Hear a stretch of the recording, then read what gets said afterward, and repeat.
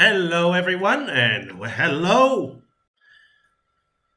It is I, your host, the old hunter. Green, you're still muted. There you go. Oh yeah, no, I was fixing myself. Hello, I'm Knight of Green, Soulsborne, martial artist, and creator of Demon Slice animated series about martial arts and Souls games. And I'm also the voice actor in Demon Slice. Yeah. If anybody who's our regular has been wondering where our co-host, my second co-host, is, he's currently a bit busy, I presume. So we'll basically just going to be having a little talk about things until he steps in, if you know what I mean. hmm So, what have you been doing, Green? I'm just dealing with kid stuff. Really excited that the project's gotten its legs back. You know, definitely been rethinking about the last time I tried to do it and improving moving forward. So it's just a happy moment for me to be able to say it can get done because I started the thing like 8 years ago. It's like on and off, and it's like trying to figure out how to actually get it done. But actually getting Sorry. it's cool. No, you're fine. You're fine. Yeah. And I'm just happy to be part of it, honestly. I'm happy that you asked me to be the voice actor. It was a kind of an honor, in my opinion. Aw, thank you. Now, it's always a pleasure. Helps with my repertoire, and it also helps a friend out. So it's always a win-win situation in my case. Right. We just need to find one more voice, and then we should be good. And then animation because I'm finishing the fight scenes tomorrow, and then that's just framing all the things, and then we should be good. Yeah. I will. Definitely. So I have a friend. I'll see if she's interested, and if she is, give me the script, and I'll pass it along to her. yeah, you should be able to share the link still. Yeah, you have this access. Oh yes, I do. I'm so sorry, I forgot. If she says send it, and then we'll see how that. I will send, of course. Oh, you're fine. You're fine. Yeah, but it was a really fun idea, just doing one little part. It was like really like I like the first one where I just spoke, but you added a filter. But I think I'm happy that my second take, the one where I deepen my voice like this, really helped out. I was scared. I was like, oh my gosh, you can make those sounds. Surprisingly, I have a lot of practice with that. Yeah. Just making sure. Do I sound okay? Trying a new setup for once. Yes, you do. You sound fine. Okay, just making sure because again, I'm trying a new setup with the microphone over here. So also want to see if there's anything difference. Just it's good. I can hear you pretty well. Okay. But yes, it's just basically like it was like a fun little idea. Honestly, I had some ideas of my own. Honestly, about some Souls animation a while back. I lacked the resources or anything to do it, sadly, so never could make it fruition. Well, honestly, the best thing we could do was put resources. Like, I was thinking about after like the pilot releases, like if you want to see more of this, so we can pay for the animators and the people that we had do this. Like, what's it called? Cash App or whatever, like PayPal, stuff like that. Patreon, those sorts of things. Yeah, those sort of things. So people would want to invest in making it. It's like hey, this. We could show you how far we can get to make more of these types of stuff. Also, just also an FYI, I always put links to everybody who pops in my podcast. So Darc and Green are always my regulars since they are my co-hosts. I do have links to the Demon Slice website in my description box. So if you're interested in that, just click the link. It'll be perfectly good. Thank you. But yeah, no stuff is out just yet. Because honestly, I just want to see how well it does first. Because it was mostly an invest. Because originally I tried to do a Kickstarter for it, but it didn't really work out so well. So it's like, okay, well, I saved an extra amount of money from my part time and stuff, and just like, okay, well, I'm gonna see because regardless, I was gonna still see if I can get it made. Looks like kind of like. Mm-hmm. I kind of feel like it's like, can it be done? But that's just what I was thinking. There's no harm in trying it for a little bit. Mm-hmm. Yeah, there's no harm in trying. At least that way, you gotta put it there. Honestly, I had this funny idea of basically a bloodborne League of Legends crossover animation for a little bit. Don't know why. Don't know why, but it was like a little phase when I was trying League of Legends. Big mistake, in my opinion. Never played that game again. Aw, right. Yeah. I think I value my sanity too much. But anyway, the funny idea is that basically the hunter was in Runeterra or something, right? Uh-huh. And basically he was like wondering where the old blood am I? And basically that just keeps getting trampled and basically keeps spotting, confused. What's going on? And like each time he had like a different weapon. Like one time he had Saw Cleaver, another time Rakuyo, the Ludwig's Holy Moonlight Sword, etc., just to see what he can do to figure out what works. It was a funny idea I had for one short minute. Didn't go anywhere. Didn't even get past the prototype stage. Hey, but at least you made something, even if it didn't go far. That's how I always feel. When you make progress towards something that improves you and what you're going to do, that's just how I feel, even if it doesn't go that far. True. Heck, I'm even writing a book. Okay, and that's... Oh, I remember you asked me about, was it Trident Combat, I believe? Yeah, I managed to make it work somehow. Right. Well, since we're here, any other questions about certain weapons that you'd want me to give some insight on? Bloodborne reference. As far as I'm aware, I think I'm good for that in most of the cases. I just been working on a few things myself in that book. Uh-huh. Well, I can't wait to read it, honestly, yeah. So that's cool. Anyway, if I get it published, I'll send you a signed copy. Gesture of good friend. Aw, I appreciate it. I've been thinking, for friends who have helped me, I'm just going to give them a copy just as a sign of good friendship. And then we'll be like, read this book, get it. That would be funny. Yes. Looks like I don't think the co-host is going to be on for a bit. Anyway, I got to ask, what's your thought? Did you watch the new season of Ruby? Since we might as well talk about it. I haven't really caught up on Ruby. I kind of really fell off. I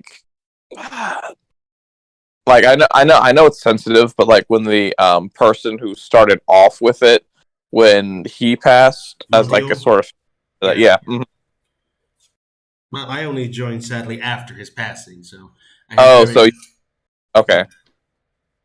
So I kind of felt the shift. Like I'm not saying it's like completely absolute garbage, but I kind of never really showed too much interest after that. So. I remember watching this, reading this YouTuber, Skelegram. You know him? Yes, I do. Yeah, I don't know. What's your thoughts on him, if I may ask? Just weapons master to another one. Skelegram definitely is very knowledgeable on his craft because here's the thing when it comes to that, he has a lot of stuff that he does test cutting. He also does sparring sessions, so realistically, you have pretty good insights when you do it. I know it's usually, but most people usually compare him with Shadowversity. Shadowversity does have, but Shadowversity is definitely more of the fantasy, like writer side of it, while Skelegram is more realistic. I mean, I personally watch a lot of his stuff, so I have great respect for him. Though I'm with my thing, it's like I'm trying to. What's the word? Find my own niche. Because I don't want to be like a copycat of that. Fair enough. But it's I know I compete because with that's the niche that I'm competing with is other people that are established HEMA people. Well, HEMA being I think historical European martial arts. So it's how do I stand out when these people are pretty established in that group as I wouldn't say leaders per se, but the people with the most subs in that type of content. Understandable. We always have to try to make a mark in our own world, considering the fact that. But at least I enjoy your Souls content. I know it's like a. Let's face it, it's a niche content. Oh, absolutely, yeah. But still, there's a niche for it. There's going to be people for it, so it's theoretically about to work.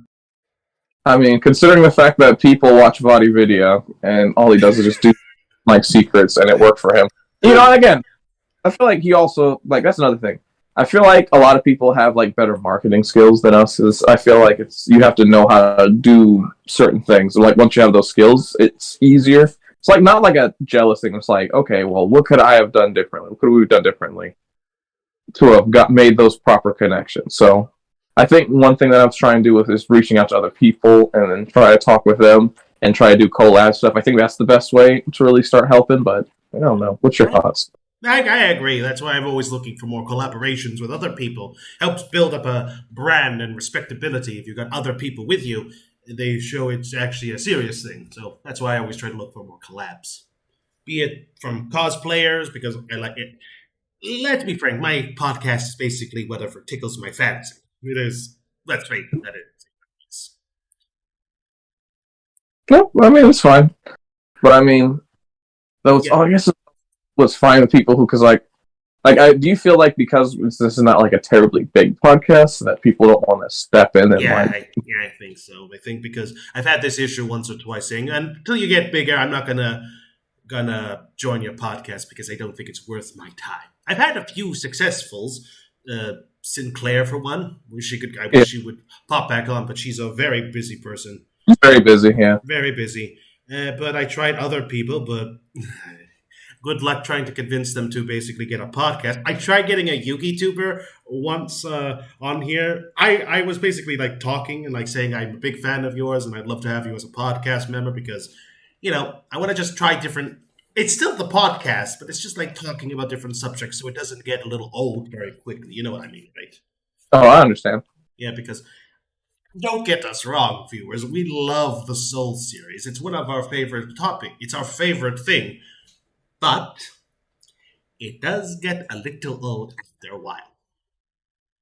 FromSoft released the same thing for the past 13 years. I think what? Yeah. I don't get me wrong. I think Armor Core will be a brilliant fresh of breath air. Actually, speaking of something I actually wanted to talk about since you're here, actually. Me and Darc were actually thinking about having just a chill Yu-Gi-Oh! Stream. Nothing too serious. You would be up for that? Are you playing the Duel Masters game? Master Duel. Yeah, we're playing Master. But yeah, I was gonna say my experience in Yu-Gi-Oh! Is very surface level. I've watched physical tournaments as well as like people playing that game. Like I can read. Well, that's your first big mistake, pal. You don't read the cards. Anyway. The monster effects, I understand it's like, get the life points down to 0. You have traps and spell cards. Even though if you ask me what the difference is between them, they kind of seem like they overlap in a lot of ways, but don't ask me. I think if we basically have like a scheduled stream for that, I think me and Darc could basically teach you. We do play a lot of it on our spare times. There's also deck building. I know is also another important thing. There's always a deck to suit your style. You could basically make there's a deck based on King Arthur's Knights, if you're ever wanting that. Or basically a group of legendary samurai or ninja, or basically an entire monsters based on ancient Chinese warriors. You can do whatever you want, it seems. Well, we gotta still make it archives. Just there are, but I think but we can always discuss it. I could look like a knight-based deck. I've had a few decks, but if you're interested in that. I'm interested. I'll take you up on the offer. I mean, might as well gain experiences with this. Cool. That'll be good. If Darc pops in, I'll let him know that you're up for teaching up some Master Duel. Thankfully, the game's cross-platform, so if you have a PS4, we can still play it, or PS5. Yeah. So I'll say, is it free download, or how much is it? It's free. It's free to play. Okay. So don't worry, I'm not going to spend a dime on it. No. Yeah, you got $50 for this Yu-Gi-Oh! Game, sir. I wouldn't do that to you, Doug. I'm not that cruel. Yeah, that came out wrong. No, you're fine. I'm just saying that basically... I'm just saying that I might have to change the title just Chill Stream and change the reading articles to another time. Oh well, Sometimes things don't go to plan, do they? Oh, well, we just work with what we have. So, Yeah, but that's. no, but Mhm. but I do want to ask. So, like, how was progress? Because I don't really see like the viewer tabs or anything like that. Like, how has like the viewership grown or changed Well, here? it's been up and down. I'm trying to be consistent these days, but it's difficult with life. Yeah. Life keeps throwing me curveballs constantly. I try my best. I was planning on finishing my Ruby review by before yesterday, but Uh certain things happened, lack of motivation because of certain things. I had to push it back. Thankfully, it's huh. only one episode, so it still counts because it's just reviewing the first 8 volumes, Mm-hmm. which was a headache, mind you, for Ruby. First eight. I like how you say first 8 volumes just casually. Like this. Yes, can't wait for the remaining 10 more if these things are going to go along. Right. I feel like this is going to basically take the Star Wars route soon, Mm-hmm. which is not good, by the way. Like the new trilogy Star Wars type of route. You think? Yeah, look, the first sequel is okay. The second sequel is meh. The third sequel is just horrible. I'll be frank. It's me. Okay, Aiden. Ray was too much of a Mary Sue for my liking. Yeah. I know what people are gonna say, but Luke's a Gary Sue. Yes, but he actually was actually more relatable than Ray. Luke actually had some conflict. Ray was basically. I keep reading this. How does it make any sense that a rookie like Ray was able to basically defeat a master like Kylo Ren? Does it make any Uh, sense? the best I can say is Palpatine's granddaughter, so she has a high midi chlorine count. That's probably the best I can really say. And Kylo Ren is the son of Alec, is the grandson of Anakin. Uh, yeah. Mm-hmm. She was sure of herself, and he was unsure Don't of. try to don't try to think about it, Green. You save your brain the stress. Uh, something, Oh, something they wanted to represent women. no. Speaking. Also, if you're wondering, there's also a Star Wars. Oh, how does this sound? Unrelated, but related. How does Star Wars cross with the Wizard of Oz sound? Um. So okay. What's the base premise first, and then I'll Okay, it's in the Yu-Gi-Oh card game. Okay, okay. it basically takes both aspects of the characters of Star Wars and Wizard of Oz and Uh-huh. combines the two in two unique ways. So think of it like this: Dorothy is Luke, right? Huh. The Coward Lion is Chewbacca. Okay. R2D2 is the Tin Man, and Fine. C3PO is the Scarecrow, and the Huh. and Darth Maul is the Mhm. and the Wicked Witch of the West is Darth Vader. I don't know what Darth Maul is comparing it. I don't know. But yeah, that's basically the ideas. And also, the stormtroopers are basically the witches' flying monkeys. Huh. Cosmo archetype. That's what it's called. This sounds really. This sounds interesting to say the least. Oh, it was. It was a meta deck for a short time back in the day. Hmm. It was a pretty powerful deck. Try looking that one up. Maybe you'll be interested. Yeah. Cosmo.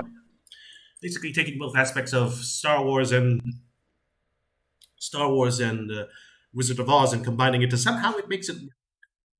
Right. Also, So the also, I forgot to mention and the fairy godmother. That was it. Yoda and the fairy godmother. Yeah, they basically combined the two characters. You'll get it when you see it. So, what was I say?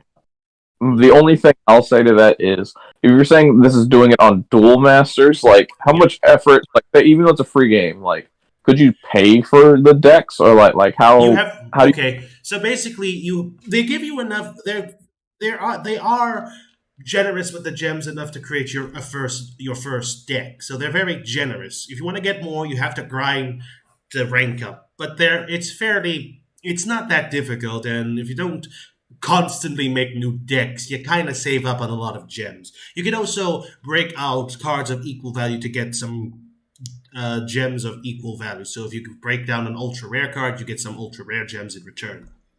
Uh huh. It's a little bit of a hit. It's a little bit, but say something like that's a good comparison. But say something like are there any good free to play games that are just bad? Define bad.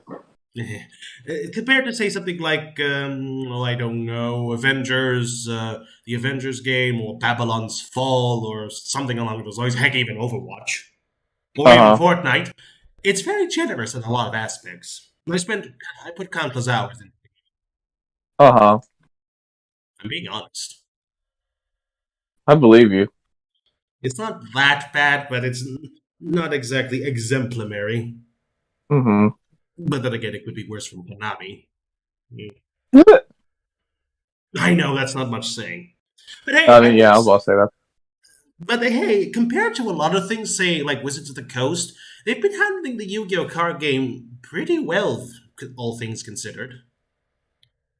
Is it the anime or like what's the The anime fi- doing? the oh, it's complicated. I'm talking about the physical card game, basically. Oh no, I mean yeah, no, I was just wondering how well that was it. They've handled it a lot better than you expected because they're not like Wizard of the Coast when they basically announced the 30th anniversary where they were reprinting old sets, right?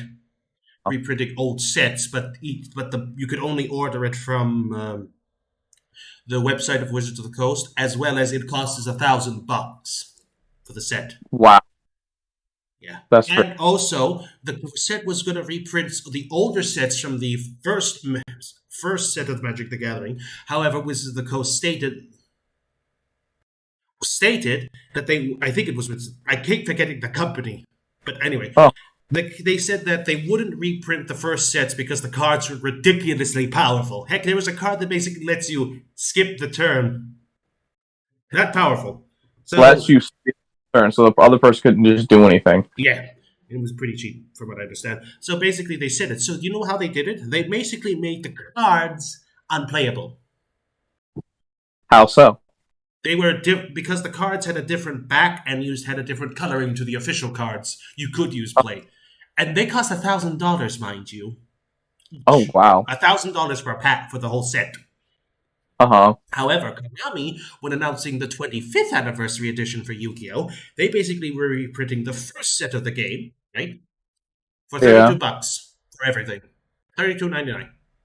More reasonable, more reasonable. Yeah. And it did come with a special card that was legal, and all the cards in the first set were legal to play. Mm-hmm. So you could basically open the packs up and just use them if you wanted to. No strings attached. And honestly, compared to how Konami could have easily made this eat greedily, they surprisingly did it pretty well. $32 for an entire old set is kind of fair. Uh huh. $32 compared to $1,000 for cards you couldn't even play in the game. You couldn't even play legally. Right. Like, That's hmm? well, no, I'm just agreeing. And That sounds. even then, Konami never really buys cards. Even then, if I'm going to be more fair, Konami really never. How do I put this? They never really make certain cards mandatory. They have Uh certain huh. cards like platinum cards or silver cards or gold cards that are legal to use, but they are more so collectibles. They're ridiculously expensive, but you don't need them. They're just like for people who just want to collect things, and you know how collectors are. They're Yes. like special cards that are really expensive, but they are just like they're legal to play, but you don't really need them because you could just get the ordinary cards. They're just for more people who to show. So compared to that, Uh huh.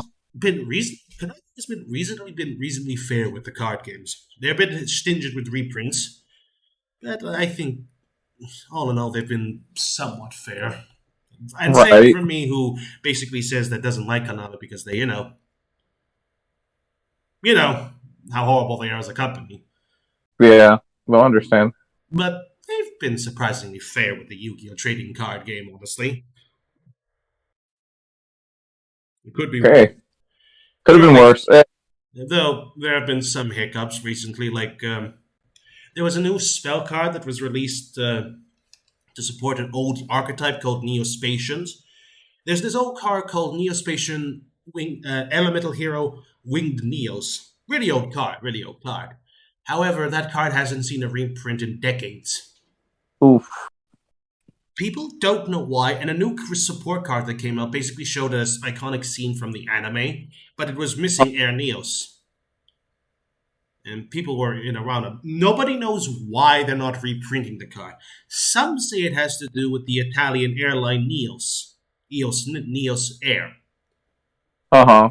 But because they believe that Neos Air basically sued Konami because of the trademark of their name, but that doesn't make sense. It's Air Neos, not Neos Air. The words are reversed. Uh-huh. So, that some people don't think that holds water, but some people do. Some people think that the original artist for the card basically owned the design of it, so Konami couldn't take it.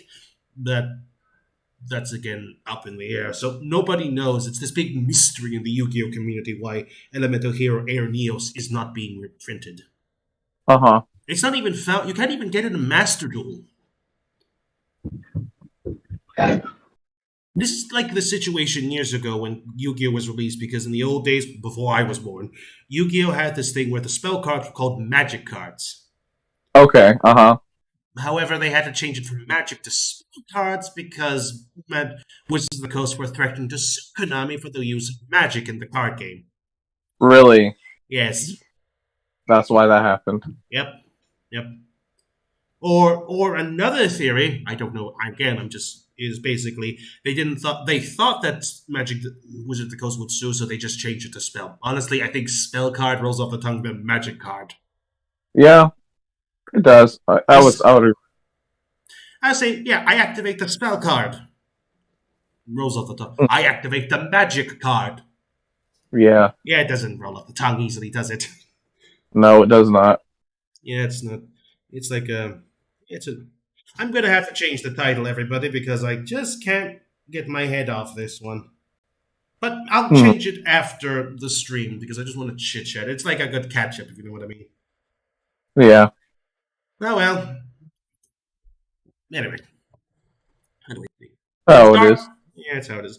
If Darc wants to, I can make another stream by for sometime next week if you're cool with that. I'm always up for those. You go with that? I'll just set up the date and we can basically try again. But anyway, back to the discussions we're having. Yeah. I gotta ask, do you think that we could ever see a Souls anime or anything like that? I feel like we've seen some Souls tropes in anime. I feel like that's been a thing, if that makes any sense. But I'm saying that because of the recent Nier Automata anime, it kind of makes me bummed out that we, as the Souls community, got an eldenring manga, but it's a comedy. Yes. Hey, we get what we get. I know, but we got ourselves a card game. We get what we get, but I feel like we're getting basically not. I feel like over the years, the Souls community's become more memes these days. Yeah, that's the nature of us. I know, it's the nature of us, and I feel like other fandoms don't take us seriously anymore. Like, oh look, this is an incredibly hard game. I think that people don't realize, oh, look at all the memes, the prepare to die meme, the try jumping meme. I think that every one of us has fallen for at least once. Uh-huh. Mm-hmm. Yeah, that was always funny, right? Yes, always. Yeah, always funny. The fact that basically we have the get good meme. Don't get me wrong, I would say get good. Get good. That's basically any advice. Yes. But I feel like because of that, we're seeing lesser than other communities in the gaming communities.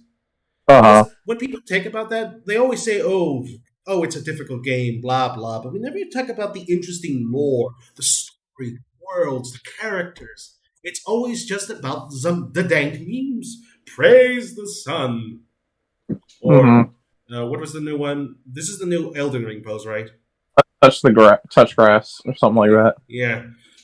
Oh, actually, no, the T-pose. From was thinking with doing this. T-posing. I never thought I'd see the day. I feel like they wanted to reach a casual audience with Elden Ring, so they had to put in the. Yeah. Don't get me wrong. It's still jaw-breakingly difficult. Mm-hmm. I'm surprised I've never broken a controller playing a Souls game, but I think I just keep my mind's just a game. Don't need to get super angry for nothing. That's not real. It's not real. Yeah. Though I honestly think it would be kind of like, come on.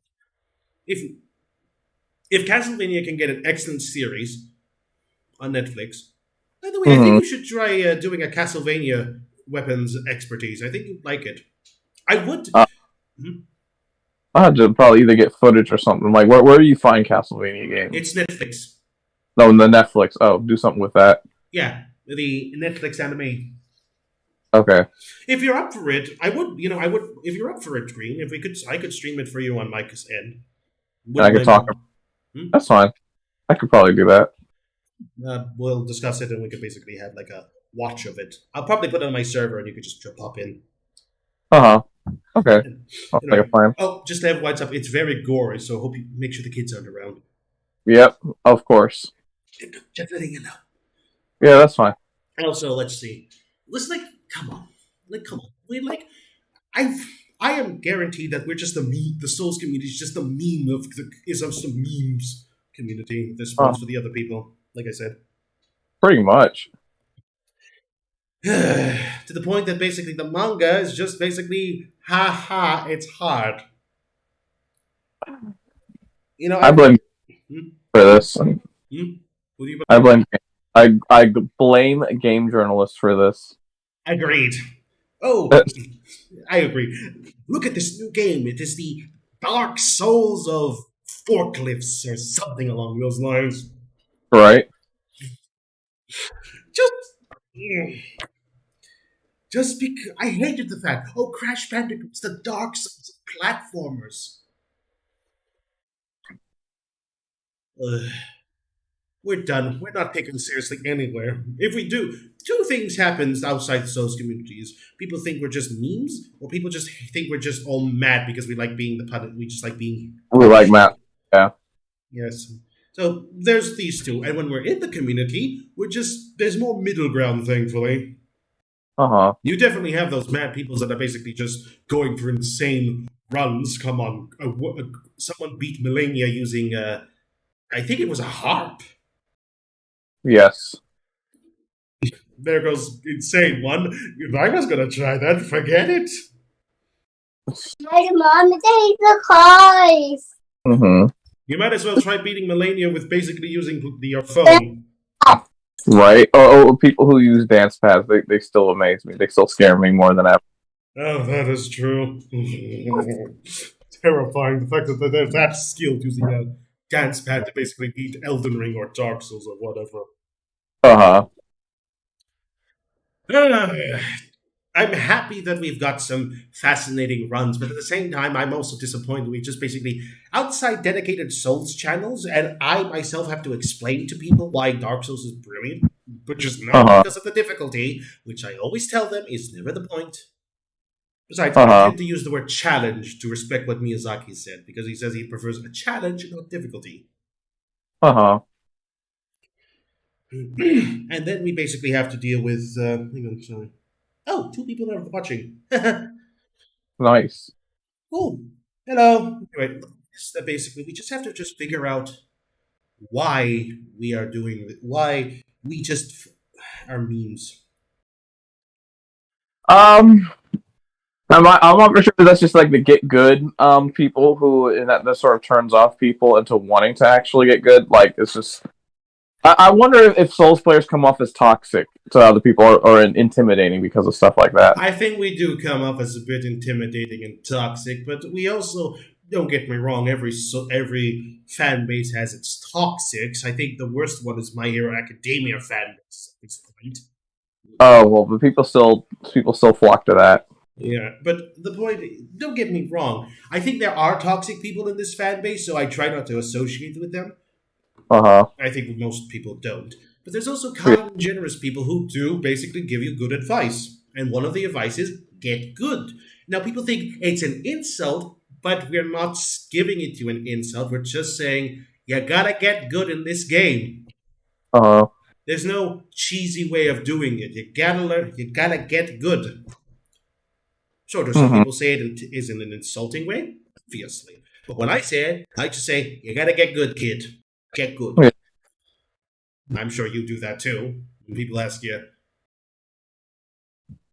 I don't say, I hate the word get good, like GITGUD. But I get good, but I guess certain things that the community do rub off on you, don't they? Yeah.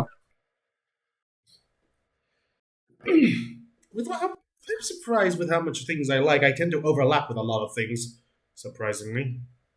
I mean, I think that's just the nature of with liking something. But no, I am curious. So when it comes to like reaching a better audience, so what were the types of things that we talked about that had like the highest viewership? Just curious. In our podcasts? Yes. That's a good point. I never did check that because I was always so busy. But I can actually check that now on my phone. So you can see what things that we talked about, and then we can sort of hammer those things, and then see if those things could still be used to improve on. I think the best ones we've got were basically when we were talking about silly things like the Final Fantasy Souls like, or the similarities between Saint Seiya and Dark Souls when we had other people on, the reaction trailer, when we had Scorched on that one time. Remember Scorched? Or yeah, bloodborne guy. Or what was his name? I Am Amish. When we had him on, that was actually one of our better reviews. So that's if we had like special guests, or basically people that can talk about, it would definitely help us a lot. But the issue is trying to get people to come on our podcast, but because we're so small, nobody wants to talk to us. So I'm always in this constant loop saying, yes, but if you jump on, I'm sure more people will come. But I think they feel like, well, then the question is, are there other small people?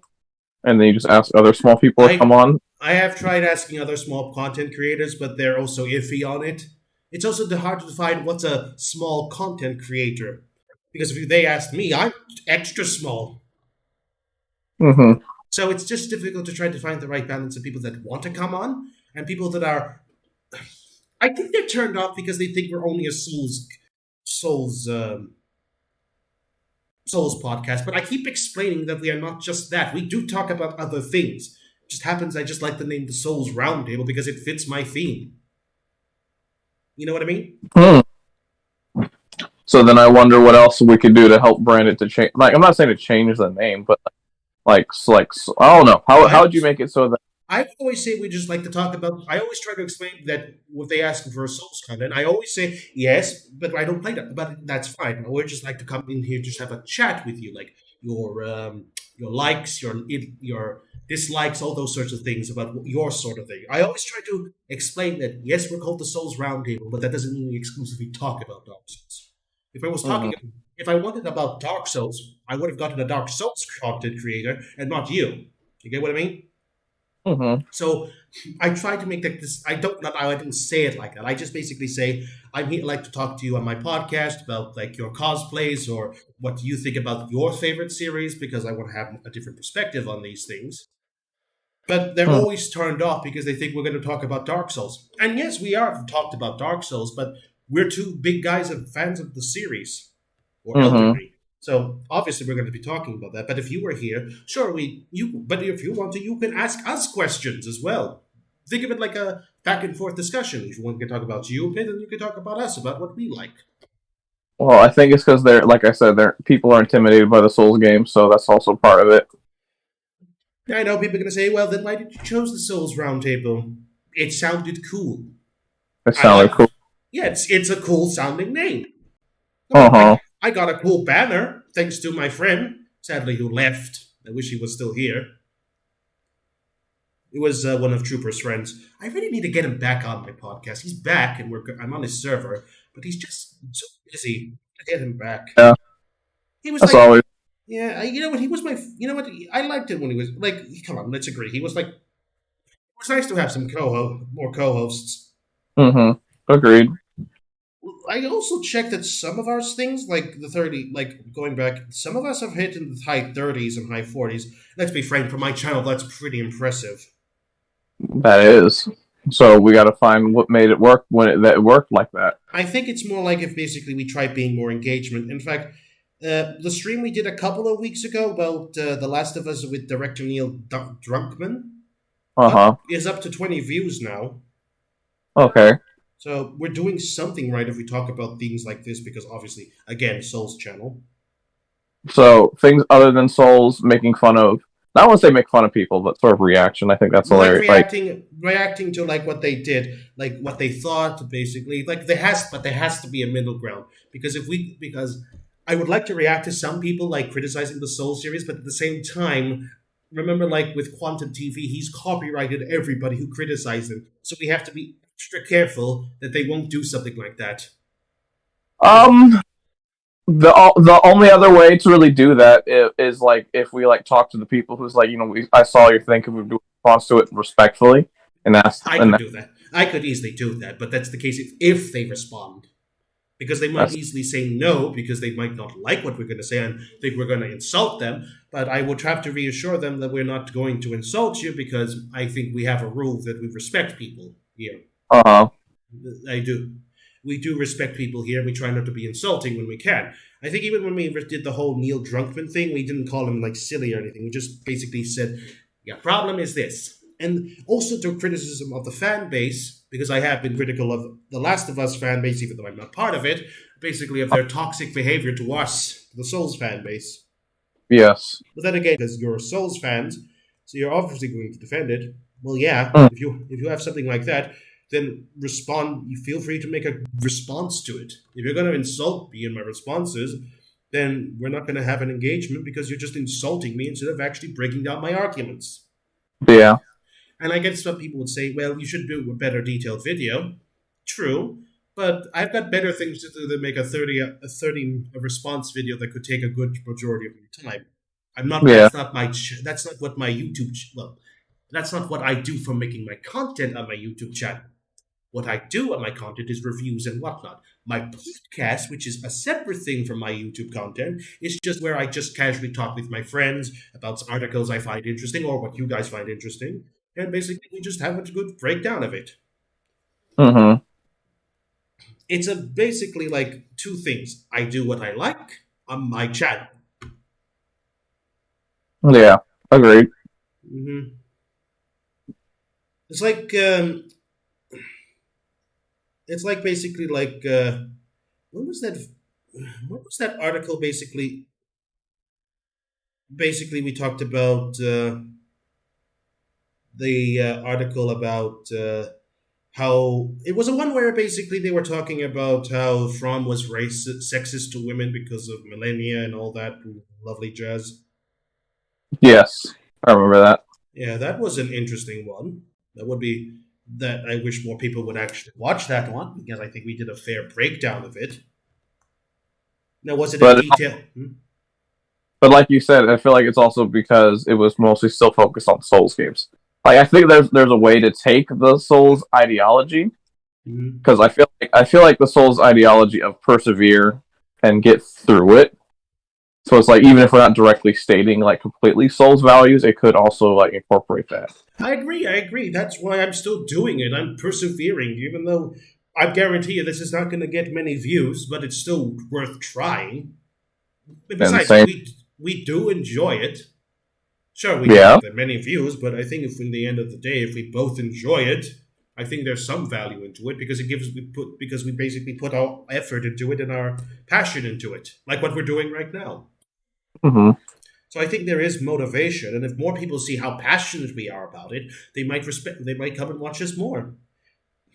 Okay, so then what can we do to bring in that passion, or make people think we have passion in it? Try getting more people on with different perspectives on things. But again, like you said, like we both said, they're intimidated because of the name and thinking we're going to be talking about Dark Souls, which I have to completely state that we don't always talk about it. We have special guests. So I don't know how you would rename something so it doesn't sound like it's Soulsy then. Then I have to change the entire banner and everything, the entire podcast. So maybe if I basically explain hello. Maybe I could just basically try to. I think the best way is basically try and show them that hey, I have some friends, and they can vouch for me that we are interested in your content, and we'd love to have you on our podcast to talk about something. It doesn't have to be Souls related. I could mention you two if that's okay. Like my co-hosts, Sir Knight of Green, and like I'll show you who they are, and then basically you can also comment in my response saying that you can vouch for me. So that way, it's that they're saying, okay, so he's not just going to talk about Souls. Yeah, that could be an option. That could be cool. You know what? I would love to get something from the Nier Automata, like something from the Square Enix side of things. You know what I mean? More like, oh. I know. Souls fans wanting to just discuss it. I think it'd be interesting. Someone who I think so. I actually try it. Yeah, I would like someone who's a big fan of, say, like the Final Fantasy game, like Final Fantasy 14, who's a big cosplayer. That would be pretty cool, wouldn't it? Like, just have them on the podcast, sit down, listen to them, why they like it, and have discussions about it. That would be pretty fun. So I guess just reaching out to the people of those groups. That is true, but at the same time, we just basically need to figure out. That is true. So I'm going to try looking at more cosplayers and see it from the Final Fantasy side of things and see if they'd be interested. Most of them have Discords. And we could basically say, here is my podcast. If you would like to, you can talk with my two co-hosts. I'll leave their Twitter accounts. Or you could, your Discord tags, so you could talk with them and see how you feel. Yeah, that's an option. I'm always up for more people. And if we could get more people from other fandoms and have a nice discussion, it would be pretty fun, wouldn't it? Like, come on. I think so, but I'm trying to think. So, have you reflected on the times when you've successfully gotten like someone that like? What do you think you might have done differently that have gotten people like guests to come on, versus like when you when people said no? Would have probably been I would have tried to basically be. I always be respectful. I never like say, "Hey, come to my podcast." I always try to open up with respect and open the door. Maybe if I was a bit more like confident, saying it would confident. Maybe that will help. Well, might. I mean, what's the phrase? Fake it till you make it. I don't know. That's not for sure if that's what you're interested in trying to do, but but yeah, no. I wonder if is there a way to like show stream highlights or something of like certain. Oh yes, there are, and I was thinking of doing it, but there's also the issue that it's gonna I'm gonna go back to something like one of my favorite highlights is remember when we were looking at that. I've done it once or twice, so I might put it as a short on my YouTube video. On my YouTube channel, if that's okay. Yeah. So remember that game a while back last year? We were talking about the that new game about that android or something. Yeah. And then when you saw my genuine reaction that it was basically like an android in a maid outfit, and then basically you saw how I was reacting, and because I said previously, well, I wonder if it's going to basically knowing it's an android, maybe they'll put it in a maid outfit, and lo and behold, I was right. Yes. I think I should do more like that. I'm going to look back at those clips to try to get those clips and put it on my shorts. Try that. Yeah, I was going to say. Let's try that, and I can put it on my Twitter as well. That would be good too. Agreed. Agreed? Yeah, agreed. Also, if you want to agree, I could basically send you the whatever clips you like. I could basically send you a copy of the podcast video, and you could basically go through it and take what you like. I'm open for that. Okay, if I need anything, but personally, I just like, what was it? Like, I'm just trying to do the approach of trying to just talk to as many people as you can, and then it will just happen. I know. I do that too, but I think I've been a little less talking about it. Maybe it's because of how disheartening it is that no matter how much I try, it just doesn't seem. But I really need to keep trying. Something will stick. Eventually. Well, that's the thing. Eventually you find something that sticks. You keep the core, and then you change. Like, for example, with me, I mostly did the Artorias. Like the first boss recreation I did was Artorias, I just did it because I just respected him, and I didn't expect that video to do anything. And then I was like, okay, I'll just keep on doing these. So I still need to do Al. Like, I promised once I hit what was it, 1K subs, I was gonna do Al, and I'm already sitting here at over. I think I'm at like 1.1K, but like it's still small. Not like I'm big or anything, but Hey, you're still. better than me, who's only got 127 subscribers. I mean, you got to start somewhere. I know, but I'm still happy with the amount I've gotten. Let's be fair. So, but then the question becomes: have you ever reached out to your audience and like done either polls or something like that to see what they want? I have tried community. I've tried the community a few times, once, but I didn't get any responses. But I think I should try basically keeping it up with it. I tried Twitter polls a lot of who follow me, but I rarely get responses. Mm-hmm.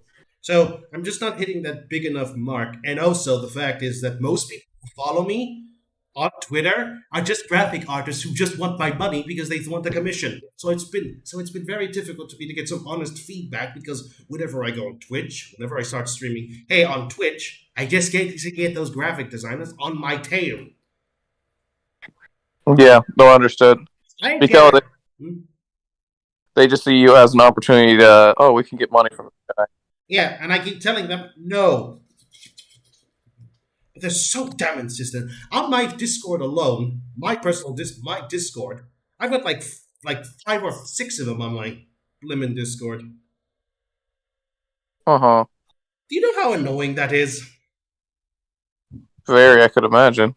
Very annoying. Because I can't just get anything done because I can't get honest feedback, because the thing if I do, it's saying, hey, can I have some money? Yeah. No, I understand. I am getting sick and tired of them, because I think okay, here's an apt comparison. You know, in the conventions when you've got that very attractive cosplayer and a lot of guys are just basically taking photos around her like a bunch of vultures? Mm-hmm. That's how I feel with these graphic designers sometimes. Don't get me wrong, they have beautiful pieces of art. Mm-hmm. But I am not interested right now, nor do I have the capable funds. Do you see my subscriber count? I'm too small. They won't go after the bigger ones because they'll just simply block them, so they always go after the smaller ones because they think it's easy money. Yeah, I was about to say, I think that's just a simple thing of like easy prey, because bigger people with bigger followings, they're aware of those traps, if that makes any sense. So it's like they know how to avoid it. I know how to avoid them. I just don't respond and block them. Mm-hmm. I have better things to do. Maybe if I basically have enough money, I will commission an artist of my choice. Nobody else's, not them, my choice, to basically get my work done. Mm-hmm. Now I have to focus on growing my channel.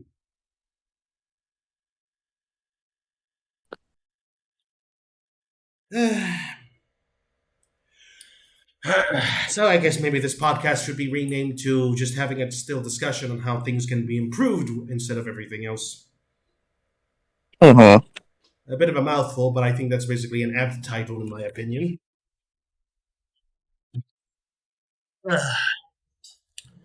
I wish I was bigger, but at the same time I have to remember that I have to keep my expectations low. Yeah. Well, I'll say, I never expected anyone to really care about that Artorias thing. And that's like the first big thing I did. And again, I never really had big expectations. And that's that. That's the thing. Do what you want. And honestly, the big reason why I'm here and why I've been really consistent with this is because I've been really disappointed when working with people, because a lot of people are really flaky and you try to work with them and stuff like that. So I told myself, I will be as consistent as I can with working with others. So I'm sorry I'm a bit flaky sometimes, mate. It's just life's been. But I do try my best to try and reconcile, saying, hey, we're just pushing this back and we could do it again. But just life. Yeah. But I'm not. No, trust me. Compared to other people, you're much more consistent than you give yourself credit for. I'm never really like that mad. Mostly minorly irritated, but again, I know that your work ethic is definitely higher pedigree than some other people I work with. So I would have left a long time ago if I felt you gave me too much credit, mate. You gave me too much credit. You say I give you too much credit, but you should see some of the stuff other people do. But I'm not trying to. But that's another thing. Imagine if we could do minor debates on something I don't know, because one of the things that I've been looking at a lot is, this is going to sound really bad, and I know this might be weird, but like sort of, there's some people who like they debate current issues, and so it's like I wonder it would be interesting if like we look at something like this reminds me of this character from the Souls. I don't know if that's a bad angle. I don't know. What did you say? It would be an interesting aim, but I've seen it a dozen times before. If we do these whole debates, it's going to basically break down. We're going to be arguments. And I know we're good friends and all, but it's just like my rule is if we're good friends, I don't want to take this from I think this is from my father. You don't debate with friends because it causes nothing but problems. Oh, not us. I'm saying I'm not saying us. I'm saying the idea would be, say we find like something, and then we have like our Souls lens on it, and then someone else comes in, and then they can explain themselves. Oh, actually, that would be actually pretty fun. That's what I mean. Not the one after the other.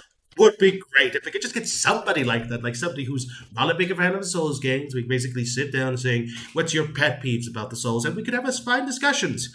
Though I think for the best of it, I'll keep myself muted most of the time and let you guys do it. Because knowing me, I'm gonna basically interrupt every single second. So I think the best idea is basically let my friend, you guys do it. Well, I mean that's fine. I talk with a bunch of people who hate Souls games, and fun enough, this is gonna sound so bad, but one of the ways I convinced, so like, okay, Breath of the Wild? Yeah, well, it doesn't these days. Breath of the Wild, like, do you know what the funniest thing is I help people find games within like genres that they're comfortable with. Mm-hmm. So even though they don't like Souls games, like for example, to say they hate Legends of Zelda, and they try Breath of the Wild, and that basically has like 80% Souls DNA, if that makes any sense. Really? Yeah. I felt like, for example, another game is Jedi. Was it Fallen Order? Yeah, that one. That's just a Star Wars Souls-like, and I say that with no shame. No, I mean, and that's the thing, though. The thing with Souls games is they have such a reputation of you're hard, you died, right? Mm-hmm. That people don't really want to try it because people think that it's going to be too time-consuming. I think the reason why Elden Ring got as popular as it did is because they stayed off of the Souls, like Elden Ring never came off as, oh, it's too hard, you're gonna, I mean, a little bit, but you know what I mean. Elden Ring, what they showed in the trailers of Elden Ring was the character triumphantly standing up to the bosses and stuff. Like, think about the framing of sort of the commercials, if that makes any sense. I can kind of see where you're going with this. I think compared to basically it's constantly like what the fans expect, despair, prepare to die, etc., etc. They decided to go for the angle of, look at him, he conquered the odds. Did an excellent job, in my opinion. I think us in the Souls community knows this is just basically a good old mass marketing because we know it's going to basically be 100% ouch. But I mean, I think we should learn from what From Software, because From Software was like, you're gonna die. Learn from your death. You're like, and then remember, become Elden Lord, become the like ruler of the kingdom. I mean, granted, there's not really much of that happening, like because it's kind of like you're about to beat everybody down to submission, to then become that. That's the end. But think about that. If you didn't know Souls game, didn't know anything, you saw a game where it showed a guy like fighting a giant amalgamation, like beating him down. Like, you would feel powerful. Like, listening to, like, the soundtrack of Elden Ring. Like, yeah, that's if that makes any sense. Completely. It makes complete sense to me. Thank you. So, changing the shift, because here's the thing. Do you think that Elden Ring has the soul of and the DNA of the Souls game? Yes. The only thing that I feel was different is marketing. Yeah. Like, being quite honest with you, because like if I sit down and play Elden Ring, I'm playing a Soul. Like, I don't feel like I'm playing anything that's not familiar to me. Yeah, Sekiro, Mark, was marketed, well, of course, like ninja samurai dueling game, and that's probably why it did. I think remember it's also the fact that basically people were clamoring for a Japanese Souls like that wasn't Neo, and people got what they want. Activision. I feel like Activision like cherry picked like the best weapon arts and whatever from Sekiro to like put in the trailer. Like, I feel like that's also might have been. Actually, Activision. No, it was all From. Activision that was all From, really? Yeah, Activision was hands off with everything. That's interesting. Okay. because I'm thinking about like the progression. Because first it was Demon Souls. Demon Souls basically was like hard, you die, and people didn't really care until Atlas published it in the West. If Atlas didn't do that, well, screw that. Dark Souls, of course, prepare to die. But Dark Souls did pretty well, and it's still holding up pretty well. But I think that's when it started becoming really memic. Dark Souls 2, Dark Souls 2 full ham on die. I think Dark Souls was the first. No, Bloodborne and Dark Souls 3 sort of shifted the narrative of you die a lot. Because, like, Bloodborne, they showed a lot of, like, the werewolf, gothic horror types of things. So I think that's what... That's why I love it. Yeah. So I think roughly around the time of Bloodborne and Dark Souls 3, From Software realized that in order for their games to, like, become successful marketably, they focused more on the high-intense action. Because, like, think about Dark Souls 3, most of the trailers about the action, not necessarily... And same with Elden Lord. Like, I think that's why From Software is sort of, changing the view of how, like, the general populace sees their games. Mm-hmm. And I think because, like, for example, my brother never really played Souls games, but he got Elden Ring, and he likes it. And I tell him, yeah, it's the Souls. He's like, it's based on these games. Those games are really hard. I don't want to plays Elden Ring, and beat Elden Ring 3 times. It's one of those situations. It is. So I think when it comes to going back to us, it's okay. We're essentially operating under the stigma of we love a game that is stigmatized as hard and difficult. Mm-hmm. So market ourselves. Like, for example, with me, I'm reaching out to historical European martial artists and saying, like, I like Souls games, and I'm trying to make an animation about, like, the weapons that are there, and how would you realistically use them? And so I'm, like, making posts about these are the weapons that are in the game. How would you use them, type of thing. Me, I'm trying to basically get to cosplayers and other people of contents because I want to just have their interesting perspective on things and what their thoughts on things. Do you go to conventions and talk to people there, like either hold a panel or talk to people with panels and stuff? I haven't been to a convention in years because of COVID. And the fact is, the nearest one is down in the capital, in my country's capital. So it's like a 5-hour trip down south, and so it's like any virtual sessions. I know there's certain groups that, like, they might have virtual sessions. You can go in and ask questions or meet people that, like, might have similar interests. Like, it's just putting yourself in the community. Like, it's interesting because it's one thing to directly approach someone and ask them something, but if you're, like, in a general social thing and just talking about versus, like, putting the pressure of asking somebody, like, I'm not like some expert social person, but I'm thinking about what makes you look more agreeable or people who want to work for you. I think when people make me more agreeable if I'm nice to them, and just I think people like it when you're nice to them and you basically can respect their points of views without seeming condescending. That's what I was thinking. So I like, okay, there are things that basically, like, pardon me, a lot of talking. So I think for me, it's like I'm gonna be honest. I'm not the biggest fans of JRPGs. I don't like I've only played a couple of the Final Fantasy games, and I've only liked one of them so far. I've played these months. I've played Final Fantasy 9, Final Fantasy 7 Remake, Final Fantasy 13, Hell. I basically played Final Fantasy 15, meh. And I've only liked 9 so far, but that's more like because everybody's fun. It's fun.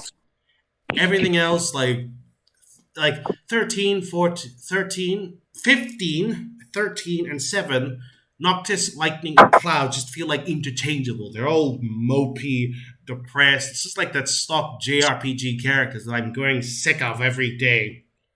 Mm-hmm. And people wonder why I prefer the Souls games, right? Yeah, because it's different from the norm. Not only that, at least people have a reason of being miserable. Right. Mm-hmm. But then basically, I try saying my opinions on things, like a few times when people say that, Lightning's a very well-developed character, and I basically say, she's just female Cloud. I am being honest. Yes. I'm being 100% honest in this, and I just say she's a female Cloud. She's Uh-huh. just Cloud. But she's tough. She's a strong person. She's strong. So is Cloud. Are you basically equating that because she's a female that makes her different? I'm just seeing her as a character whole. She's mopey. She's basically like depressed constantly. She's basically like if you've heard this, a soldier basically joins a resistance group to basically save someone they care about. It sounds like Cloud, doesn't it? That's basically, yeah. Yes, that's Lightning. And people say I'm being too harsh sometimes. The thing is, I just state the facts, and I know it's not a good thing, but people just don't like it. People like sugarcoating. People don't like honesty. A few other things. Like, okay, I've been brutally honest on my podcast with a lot of things, sadly. Yeah. No, I agree. One of the things that I'm doing now with Twitter, especially, is I come off like as a pretentious like know-it-all. But one thing that I've been doing, which has been to great effect, was for example, today I tweeted about great clubs in Dark Souls would make ineffective weapons, but then I would show pictures of when the historical fencing manuals actually describe how people. I think about that for a second. It's clever of you. Basically, people saying, clubs would be useless, but then you showed them actually using clubs being useful. Very clever. I like that. So that's how I'm doing. I'm basically, like, I have my opinions, but it's like, I show when I'm wrong. Because, like, I would argue, why would anyone use a great club? And then apparently in historical manuals, people do describe techniques where they do use clubs. So it's like, well, who am I to say what's effective, it's almost like self-deprecating humor. It's like I'm saying my opinion, I wouldn't use it, but then, the fencing masters say, oh, well, you find a branch on the ground, pick it up and slap someone in the face, square in the face with it. I know. I tried being it, but I don't think I'm that funny. It's like, I think when it comes to wit, I'm better off talking in person with my wit than writing it down.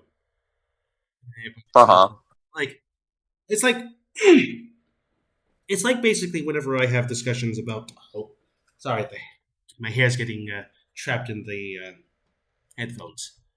It's like when I basically try to explain like things like, I don't know, when people complain about Dark Souls, or people say like, those sorts of things. I just try to explain that I just like saying like, you don't like Final Fantasy, like. I would like it if they wasn't just like the same thing over and over again. Oh, what about Final Fantasy Origins? It's just Neo with a Final Fantasy code, and I don't like Neo because it basically takes aspects I don't like. I hate when games have basically endless loots, basically. Like every time you basically want to get them, every time you fight to get new weapons, but then you just can't stick to one and try to keep going with them because it has a limit. I hate it when the enemies constantly basically drop weapons because then you just can't get comfortable. And I know people say, because you're going to replace that weapon in a heartbeat. Yes, because it gets at the higher numbers. Oh, what about Dark Souls? You always get to go for the weapons with the highest numbers. I don't know. I would argue in eldenring, it's more or less has that because you start off with basic weapons and you get like rivers of blood and spam that. But I feel like with the Souls games, you could get away with like, I found the basic broadsword. I'm gonna keep the basic broadsword the whole game and win with it. Yeah, you can. You can upgrade it with Titanites. You can refine it with basically making it more.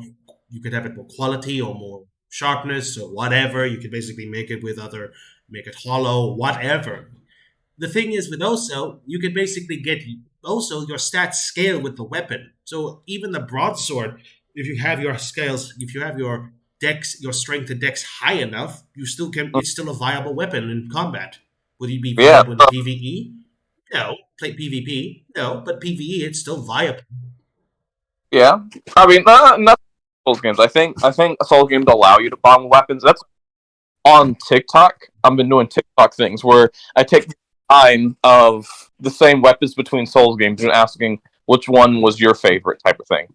And I've been getting thousands of views on TikTok that way. Really need to get back on TikTok. I gotta get back on TikTok a little bit. Like it's a while to get into it, but it's like find things that make people comment and react to things. I know. Like I've been thinking of like on my YouTube shorts. I've been deciding. You know what? I'm a big guy. And I love doing facts. So maybe I'll just do like snippets of facts. You know what I mean? Yeah, no, that's another thing. Like facts about certain things. Oh yeah, So, no, that's like no. yeah. I get what you mean. Like my current YouTube shorts on Demons on Chainsaw Man, Uh huh. 206 views. So that means you're doing something right. Yeah, I did something right because I just told a fact about a popular thing. So maybe tomorrow I'm gonna basically I was actually planning on doing that for this week, but again, lack of motivation and just something happening. I'm gonna basically go on my TikTok on my shorts, and I'm basically actually I should check my TikTok about that. Thank you for reminding me. The TikTok my shorts about basically fact. Did you know that Makima's name, if you take the key out of Makima, you get Mama, which could symbolize Denji's wanting of a mother. 206 views from that one single clip. Nay, and if it From a works, fact, what if I'm a fact? I barely did. So that I'm doing something, right? Okay, my first short didn't do so well, but I could attribute it to the fact that I did a more obscure series. Familiar Zero. Who remembers that series? right. 22 views, but my second TikTok, 210. So, and was pretty cool. I'd like to do more of these. Keep that up, and then you get people discussing, and then you can have if you want to see more long person discussions, where to go, and that's an option if people want to see it. And always say like during the podcast, if anyone interested, like viewers, anyone want to jump in, just let us know, and we can invite you. I'm always up for that. I'll make sure to do that. But also, I'll say it now. If anybody's watching this and anybody's got anybody who'd love to come on my podcast, let them know. Send them this podcast saying we're always open. We're always here for more people. And Knight can attest to that. Mm-hmm. And that's all. That's how you build the community. That's how you build people. So, maybe if it's out there. I think though, limit wise, I'm not doing those stupid TikTok trends. I have my sanity. So that's the thing. When it comes to TikTok, just be mindful of what you stay on when you scroll. So, for example, I only specifically scroll and look at historical European martial arts or Souls content. So my TikTok is going to be flooded with the stuff that I stick around. Because if you stick on like drill and like you're here, like for example, you can see something if it's unrelated, just move away. Because if you look at it, it's like, oh, I'm curious. What is this dribble? Like, how is it? Nope, it's gonna start running you with that. Yeah, I get that sometimes, especially on my YouTube shorts. So I would suggest not looking at drivel and focus. Like, I only really follow people who are, people who write about historical combat and do like choreography and stuff for a reason. I think I've got to clear like funny videos. I've recently found a funny guy or fact videos. Out of those sorts of games. I like following science shows and all that, so it basically keeps me entertained. Yeah, But remember that also whatever I YouTube on my phone or computer, it also basically falls in my shorts because you cannot imagine how many now I have chess. Anyway, that's besides the point. Mm-hmm. It's just basically me figuring out how to do things. But I appreciate everything you've said, and I will keep that in mind. And so it's less about working; it's about finding the angle in which you can enter things. And again, I'm not a master at it. But any advice I could have is very much useful, very much beneficial. Sometimes the direct approach is not the best, even though it is the simplest. I know. So it's always a fact of life. How long have we been streaming, by the way? We said we haven't been? Have been. We've been streaming for a while now. Yeah, that's fine. Well, does the audience do people comment? Because I don't see the comments, so... No, they don't comment. And come on, guys, comment. Give your thoughts. I always say at the end of my videos, leave your thoughts down below. People do watch it because, hey, they are viewing it. So, I don't know why. Well, we gotta say, then the question becomes, what can we say to get to, okay, so let's think about what someone says when they are being responded to. So, I'm gonna sit here and go, I think that The sky is purple, and people. I don't know. I'm not saying like I'm That, not trying to. It's weird. I'm gonna Like think. how do you do that without sounding clickbaity? You can't. You gotta be clickbaity. Like even I have to be clickbaity sometimes on some of my reviews. Like a while back when I was doing like a review last year, I had to basically put the worst anime hunter review, High Guardian Spice, 88 views. Mm-hmm. That's because I put the worst, and that was because of that stupid show High Guardian Spice. I will still say to this day is one of the worst shows Crunchyroll has ever put on, and until I watched redo of Healer, that will still hold the title. So I know was it Scooby Doo? There's new Scooby. Velma, I am not touching Velma. No way, I could do it, but I probably would do it honestly. But I would probably do it, saying worst show I've ever watched. I could rail about how basically Velma's just mean. Daphne is dim-witted more than usual. Fred's just an asshole, and Shaggy is not Shaggy. Shaggy's what's the word? You say It's it like, because okay. I can't say it. Remember, I'm a black. I know. But one of the things that bothers me, like this is the thing that, but again, this is someone that is black. Like I play Souls games. I watch Lord of the Rings. It's like I feel like if you're gonna sit here and say, oh, I have to have representation, and I understand that. I know some people, they might need to see that to get in, but I feel like if you only looking at skin deep, I like this hero because he looks like me. Well, do you know what that hero stands for? Like I feel like that just drives separations. Like, okay, I could say thank about you. this. I could say about this by Daphne. I could say Not something yet. about Daphne since I'm Chinese. She's just horrible. Let's say again. She's horrible. Mm-hmm. She's just plain old horrible. And I'm half Chinese, so don't comment down below that I'm racist because like if Green can comment about Shaggy, I can comment about Daphne. Right.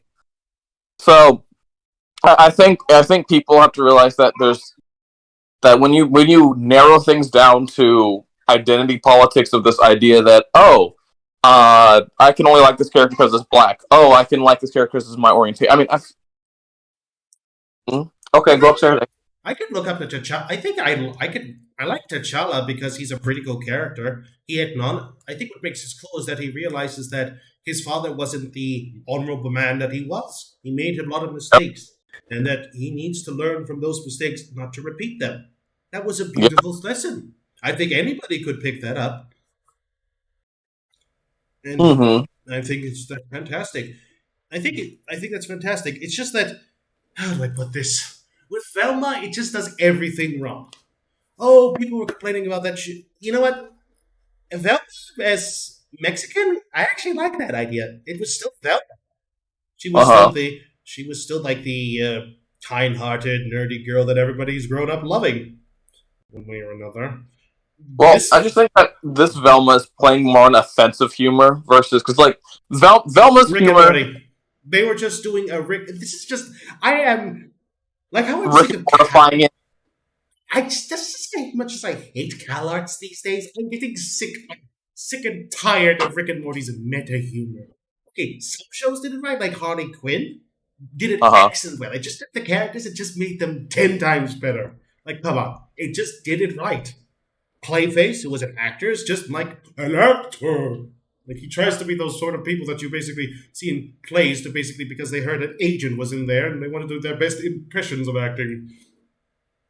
But it makes you wonder, like, do you think when it comes to, like, doing meta humor, you still have to have respect for the source material? Yes, look, there's a fine line between showing respect and basically being downright horrible. Harley Quinn works because it just takes everything and just turns it up to 11 in a good way. It just, like I said, Harley Quinn is basically like Harley Quinn and Ivy's relationship have been shown to be genuine. They've actually had genuine emotional attachment together. They just turned it up to 11, and they still works. Batman is still Batman. It's just like more like how people view him, like stereotypically. Like dark, grouchy, and basically genuinely funny moments, like how he and Commissioner Gordon are good friends, but it did something funny. Clayface, who's in the series, was an actor when he was first appeared in the animated series, right? And they basically just turned him to an actor. The ones I'm talking about. You know, like the ones that basically pretend to be great actors because there's an agent in there and hoping it'll be their big break. King Shark! He's basically so funny. Like, basically, like, he's just so kind and sweet and giving you good advice. And at the same time, we can turn around and just bite your head off. Let's see, what else?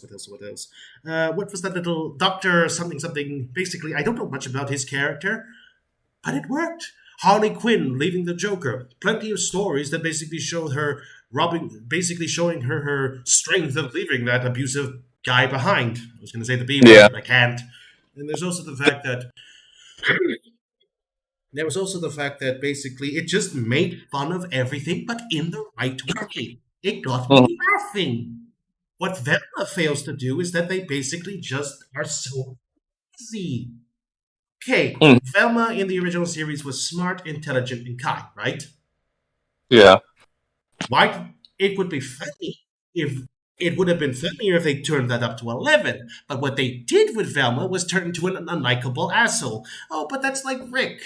What Rick is, as much as I'm getting tired of that show, is basically a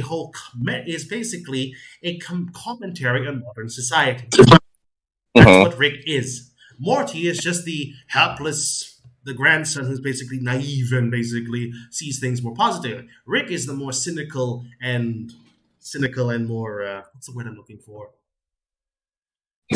He's just the more cynical one. So it basically works off each other. Hardened by the traumas of life. Exactly. It works. It works for the two because Morty basically rubs off of Rick and Rick rubs off to Morty. So it's a good dynamic that basically fuels things together. Hence why they're always seen together. Rick without Morty is just an asshole. And Morty without Rick is just annoying. But the two work together because they rub off each other as good pairs. If the show was just about Rick, I guarantee you it would just be annoyingly bad. But because if it was just Morty, it would be basically annoying. But the two together actually make things work. And the whole family with Summer and with the family is just basically like any dysfunctional family you find in the States. You know, Jeff got Beth pregnant, and so he had to make it up. And basically, that you have a hapless idiot with someone who's actually competent. So it works. It's a fun, interesting dynamics. But Velma doesn't work because it's just... I have kept saying this every single time. It's not good writing when everybody's an asshole. I didn't like Shield Hero because of it. I didn't want to rewatch it because of that. When you have characters that are just nothing but assholes, it just means that there's no likable person. Oh, but when people say it's the point of that, if that's the point, then they basically just did a horrible job. If there's no one likable... Moriatsu. Okay. First of all, I can get why Nafume is basically untrustworthy. Fair enough. He got accused of being raped, and basically his reputation went down the sink pretty quickly. But, here's the big but. After everything has happened, throughout the series, he was still that cold asshole who just didn't learn to soften up. Yes, he had a bad time, but you think as characters would go, his progression goes, he'd learn to soften up a little bit more. And also, every single one of the other heroes are basically just archetypes of things I hate. One character is just the Kiriko, the lone wolf, that I must do this on my own, but because I can't let others hamper me, I hate that character. Yeah. Here's a question for Kiri. Here's a question. Why do you play a massively multiplayer online game if you're going to Souls? Pride or confidence, or basically you're just an asshole. Well, there's also that. Yes. The second here was just basically like trying to do good, be the hero. He helped stop the rebellion, but it basically didn't work because the rebels became the oppressors. He could have, if he was actually smart and not actually brought him up, with his position as being the bow hero, he could have pressured him politically to be a better person, not just basically violently throw off the leader and basically just cause everything to go worse. Yes. You see what I mean? Yes. And finally, the spear hero, the biggest idiot of them all. You know, each one of them died in a different way, but his was just kind of more deserving, apparently. Mm-hmm. Basically, the guy was basically a womanizer in his world. And basically, two of his affairs met up, and one of them stabbed him. He died because of it. I'd say he deserved it. Yes. Second of all, he basically, after all the evidence shows that the princess lied that Nafumi her, he still believed her, believing that it was basically lies in order to slander her, and basically still blames Nafumi and thinking Nafumi's the monster. Despite all the evidence to the contrary, and it just makes me bury my head in frustration. So, yes. 4 assholes, none of them likable. Why am I there? You tell me. Exactly. I can't give a reason why I should watch it. But the world, it's an isekai. Oh, but the characters are assholes. Oh, but the setting is a generic fantasy world that basically needed to summon heroes in order to protect the world from destruction. Oh, but they... Fan service. Raccoon Girl. That's exactly why. Mm-hmm. So every reason I have to watch that series goes along. But you're like, Overlord? Yeah, but Overlord is a subversion of the stereotypical isekai. Aiz isn't the hero. He's the villain. He is literally an Overlord. He is the bad guy. And people say, oh, but when people were shocked about how cruel Aiz could be, I was thinking, no surprises there. He's the freaking bad guy. What, is he going to basically let the intruders go after they lied to him as merry his way go? Obviously not. He's going to basically make him pay. Honestly, with looking at Overlord, Ainz, his humanity, because the fact that, he is essentially his avatar in a game, like, he's actually pretty, kind-hearted compared to what you think. I'm talking about the episode where basically intruders were entering Nazarick and I'm not saying he can't be brutal. I'm when someone say, how could he do that? Well, they broke into his house. And they lied to him. They lied to him as well. I'm saying, realistically, Ainz should be work, because Ainz usually tries peaceful negotiations, if at all possible. He's obviously he tries. I'm not saying he's not justified when he actually goes ham. Remember his a Black Knight persona or whatever, and he found that one person that hunts low level guild people. They say, forgive me, but I am a hypocrite. Yes. Aiz works because he's a subversion. And let's go for ReZero next, another series I like. Well, it's basically like taking the isekai trope and just basically, again, turning on its head. With a bit of its Souls-like in there. Come on, he dies and comes back in the last checkpoint. Yes. Okay, I think the point is, I think it's great because it shows... when I did my top 10 list, I did put not Subaru on there, but I give my justifications that he learns from his mistakes as well as comes to realize later. This was before the second season came about, so I didn't realize it at the time, but he does learn to grow as a character. He's an arrogant prick, but at the end humbles himself and learns that he doesn't need to go alone. He has people there to support him. So that's growth. Konosuba, I gave another glowing review, but because that one was also a subversion. It was a good comedy series. It was funny. It actually took things I like a fantasy world. It basically took it out. Let's face it. Kazuma, a prick. Yes. Aqua, useless in a fight. Useless, yes. Darkness, the worst DPS character ever created. Oh, no, she's supposed to be a tank. She has no... Yeah. Where's Tank? She can take the hit, but she can't hit back. I would say she can't hit back. She can take the hit. She just can't hit. And then, of course... Megumin, who is basically a one-trick glass cannon. One spell, down. Done for the day. Yep. I should hate them, but I actually love them. Why? They're just, They're in the extreme reasons, but for the good reasons. They're funny. I love it because they interact with each other. Uh-huh. Again, what Velma doesn't do is that basically, again, what other individual? How do they rub off each other? Velma, Daphne, Velma insults everybody. Velma insults everybody. Daphne, Uh, exactly. Fred Yeah. is just basically the cruel white dude. yeah. About it. Shaggy, yeah, and Shaggy, token black guy. Yeah. I can't really explain much outside of just that. Yeah. Works, and that's why it didn't work. The reason why Konosuba worked, everything was extreme. Sure, Darkness is a masochist who probably enjoy. Actually, fun fact: there's actually a comic dub of what if Darkness was in Dark Souls. I'll show it to you later. Uh-huh. It's funny. But anyway, she basically likes getting hit, hence why she focused more on defensive than offensive.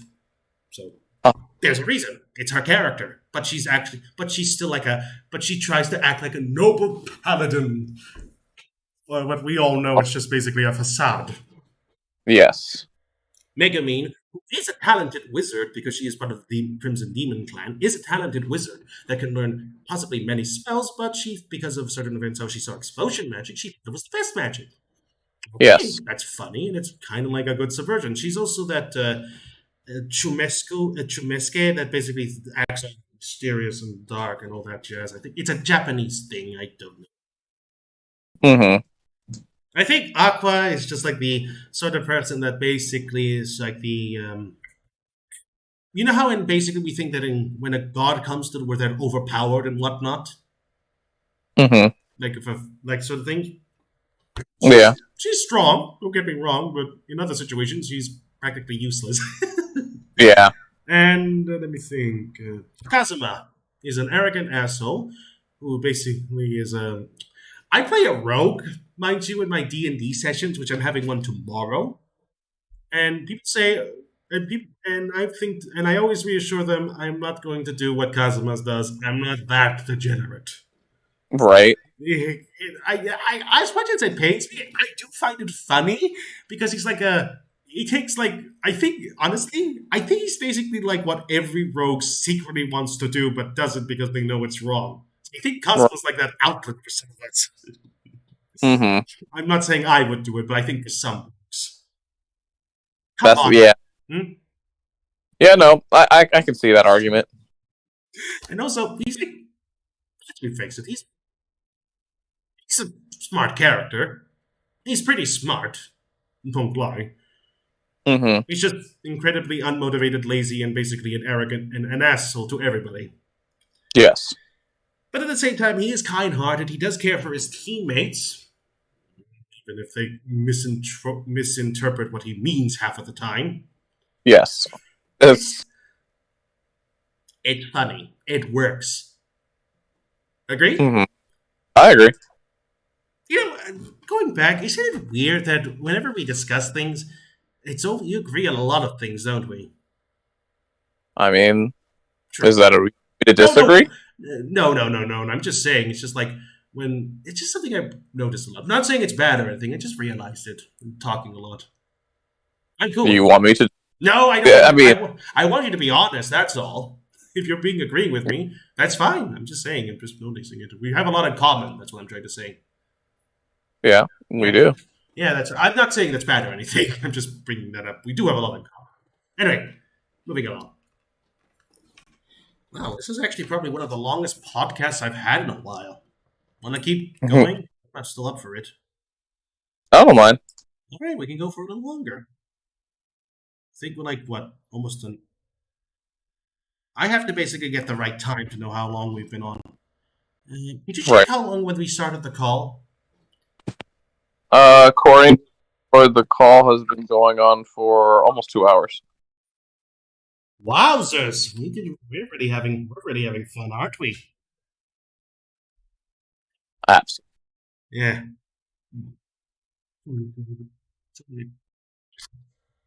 I don't know. I have my opinions on a lot of things. People have brought up like redo of a healer, I have a vendetta against that anime. I thought that I'd hate that interspecies reviewer anime. You know, the guy that made the elf. You know what's it? I absolutely know. I know, I don't want to go into it anymore. But anyway, I think I'd hate that anime, but watching the first episode, I kind of found it funny. Mm-hmm. I found it funny. Sue me. Just sue me if you want to. I'm not I'm talking to my audience. Yeah. I found it funny. Sue me if you want, my audience. But redo of the healer is just despicable. Again, it goes to the old classical, it's everybody is a asshole. I would go into details on what it's about. However, if I did that, my podcast would automatically be demonetized without. So I'm going to basically talk about how basically the author misconstrued what a healer is. It's like he's never played a fantasy game in his life. Yes. He can reverse time, not a healing ability. I wouldn't say necessarily a healing. It'd be like if it's like someone got like absolutely DPS'd and you rewind time. Like I mean, kinda. Stretching it a bit. You're stretching it a bit too. Stretching it, yeah. I'm not saying it isn't a stretch, but I can see sort of what they're going for. He can basically change the sex of anybody. Mm-hmm. I would put that more under alteration or transmutation magic, healing magic. Right. He can basically drain the power of. He can basically absorb powers. That's more like what? Definitely not healing. Uh-huh. What would you say that fall under? Definitely not. Destruction? Yeah, I was about to say, yeah. Maybe destruction. Offensive? Yeah, offensive magic. Let's see. He can heal. He can... Poison normally does fall under healing, the healing genre, but I never would accept that. That's more like offensive magic. Mm-hmm. So, yeah, stretching that one a bit. You see, I don't. Everybody in that series is annoying. The reasons how people level up is just horrifying. Like this is just. I don't know what the author was thinking, but I really don't want to know. Mm-hmm. It's probably best we don't question that if we don't want to like. I feel like that's how you get to like. It's like, well, why did this person do this? And you look at it, it's like, oh snap. Mm-hmm. I think it's just basically my issue with basically like I'm a writer too, but I want to make things that's just not so horrible. Mm-hmm. Well, I mean, maybe that's why people watch. They're like, oh, shock value. Oh, what was that? Shock and awe. I actually looked up some articles about it. Do you know that Redo for Healer is very popular with female audiences? Yes. I'd be surprised. I am genuinely surprised by that. My shock was genuine when I heard about that news. Do you know why? Like, do you want to know the psychology behind that? Shoot. So from a biological standpoint, again, this is not saying this is everybody and whatnot, but they've done studies on like what female like, and again, this is being broad, not like very specific, but it's like that's the type of fantasies that they look up in their materials. That makes any sense. And I get you don't have to go into more details. I know what you're talking about. But so it just sort of checks those boxes, and again, I'm not going to go over why or like be that type of person, but I mean that's just what studies have found that they, on average, look into more. So, if someone else wants to explain, well, why is there an appeal in that? Then that's on you. I mean, I can only speak from my perspective in life. So if anyone else wants to say, well, that's me, then that's that. I did make a joke a while back, and when High Guardian Spice, when we were doing that podcast about recapping it after I did the review, that was a fun one. And basically saying that I made a joke saying, and I'm still going to probably honor it, that if High Guardian Spice somehow gets a second season, I'm going to basically review Redo of a Healer. Basically, pants down, fists up, pound, pound, pound, basically. I'm going to be taking it up to you know what. Yes. Well, I guess you got Also, if anybody thinks I'm going to pay for a high dive, you're crazier than you think. I'm pirating it. Yes, I openly said it. I don't care. I'm not going to give money. I am not going to basically spend my money on a streaming service nobody uses. Seriously, name me somebody who uses high dive on this chat. Yeah, I was about to say, explain your why do you use this? Why exactly do you use this? It's basically just basically a smaller version of Crunchyroll. Basically, certain series were moved from that to that streaming service. It's like, is it wrong to pick up Girls in the Dungeon? So I can't watch it now. So there goes my luck. Anyway, I'm getting off topic again. You're fine. Okay, let me think. Yeah, this is basically a podcast. We're just chit-chatting for a little bit fun, honestly. Nothing too serious. Yeah, better. I'll say. I don't mind. Yeah, better to just have these sorts of conversations. Good to do something, but honestly, just chilling and sitting for a bit would be more fun. Yeah. Also, talk strategy. Like, I don't know. I really enjoy talking strategy about what we're going to try to work on.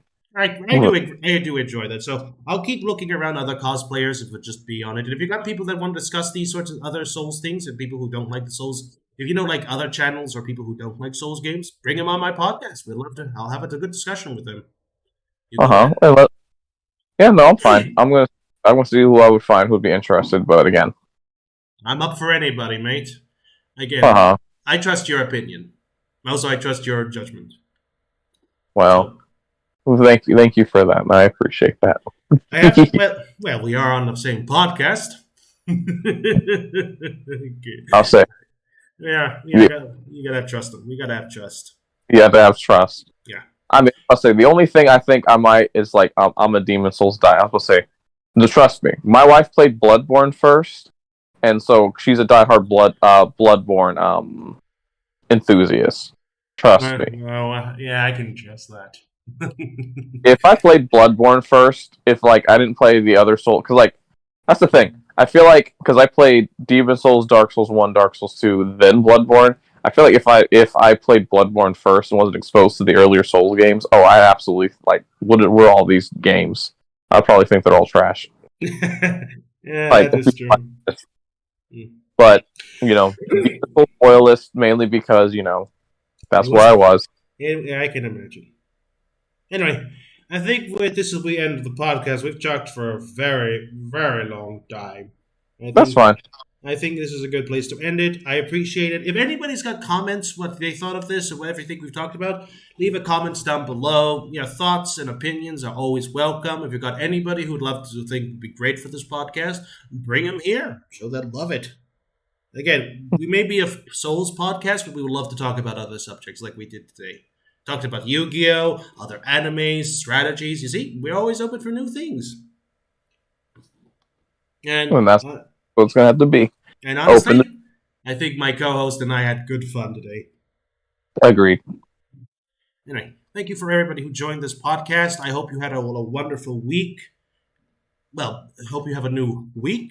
Because if we're timing right now, it's probably tomorrow for me.